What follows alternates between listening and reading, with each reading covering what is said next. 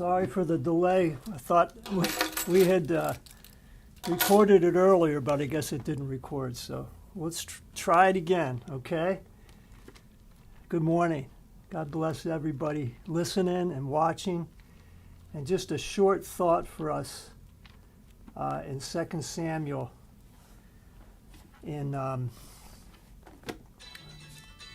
Hold on just a second.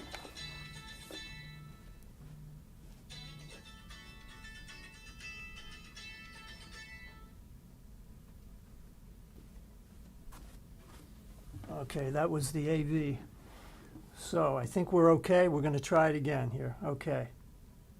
By the way, I'm Pastor Sturge, and just been thinking about David, reading through 2 Samuel, and just this thought this morning that we had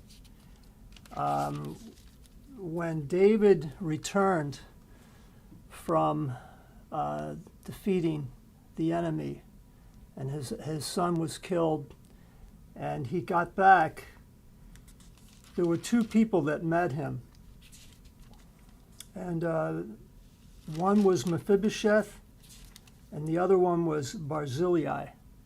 And I just want to read about these two men because it's, to me, it's such a picture of loyalty.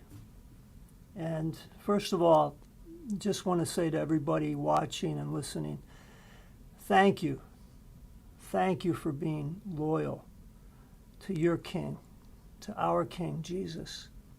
Many of you for decades, you have been there, you have been faithful in your churches, you've been faithful to your pastor, and most of all, you've been faithful to our King, to Jesus Christ. And that's really what this devotional is about. First of all, Mephibosheth, and this is 2 Samuel 19 and verse 24. And Mephibosheth, the son of Saul, came down to meet the king, and he had not cared for his feet, nor trimmed his mustache, nor washed his clothes, from the day the king departed until the day he returned in peace. So it was when he had come to Jerusalem to meet the king, that the king said to him, "Why did you not go with me, Mephibosheth?" And of course we know the answer, that Ziba had deceived the king. Ziba, instead of putting Mephibosheth on the mule and bringing him to the king, he left him in Jerusalem, and then he lied about it. And, but I love what the king said in verse 29. So the king said to him, "Why do you speak any more of your matters? I have said, you and Ziba divide the land." And then Mephibosheth said to the king, "Rather, let him take it all. Just let Ziba take it all. Inasmuch as my lord the king has come back in peace to his own house." Mephibosheth didn't care about the stuff. He didn't care about the possessions. He didn't care about the land. He was a dead man. He was as good as dead, and he knew it when David brought him to the kingdom. He should have been killed. And yet David treated him like a son at his table. And can you imagine what that must have been like for Mephibosheth? Every day to sit with the king and all of his sons. And what it must have been like. A lot of laughter, a lot of fun, a lot of joy, a lot of fellowship with the king, and being treated like his own son. And isn't that the way Jesus Christ, our King, has treated us every day?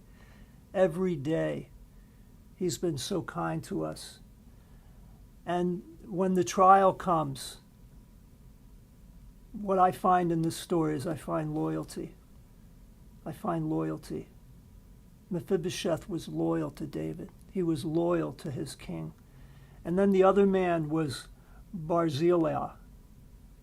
I hope I pronounced that right. Barzillai in verse 31. And Barzillai, the Gileadite, came down from Rogelim and went across the Jordan with the king to escort him across the Jordan. Now Barzillai was a very aged man, 80 years old. Some of us are getting there, on our way to getting there. But 80 years old, and he had provided the king with supplies while he stayed at Mahanaim, for he was a very rich man. And the king said to Barzillai, "Come across with me, and I will provide for you while you are with me in Jerusalem."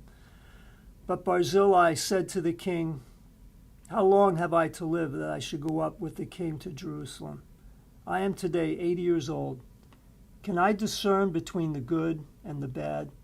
Can your servant taste what I eat or what I drink?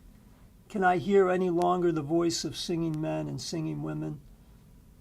Then why should your servant be a further burden to my lord the king?"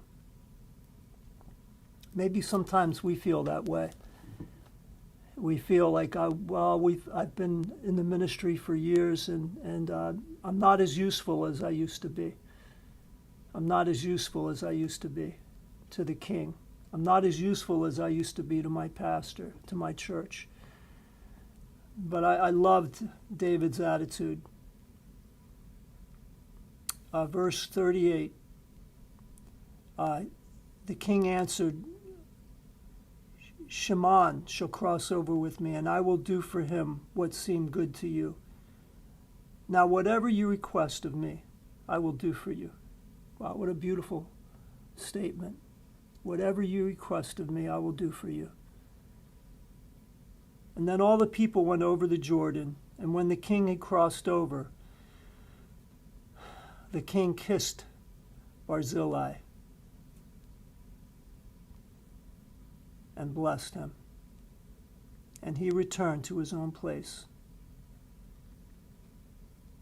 And I guess I just want to say thank you for being loyal to Jesus Christ. Thank you for being loyal to your King. And what a picture that we see of what that means to Jesus. Our loyalty means so much to him. Our faithfulness means so much to him that before he said goodbye to Barzillai, he kissed him. That's what he did. What a king we have. What a king we serve. And because he's been so kind to us, we've been loyal to him and will continue to be. Again, thank you. Thank you so much for your loyalty. God bless you. Bye-bye.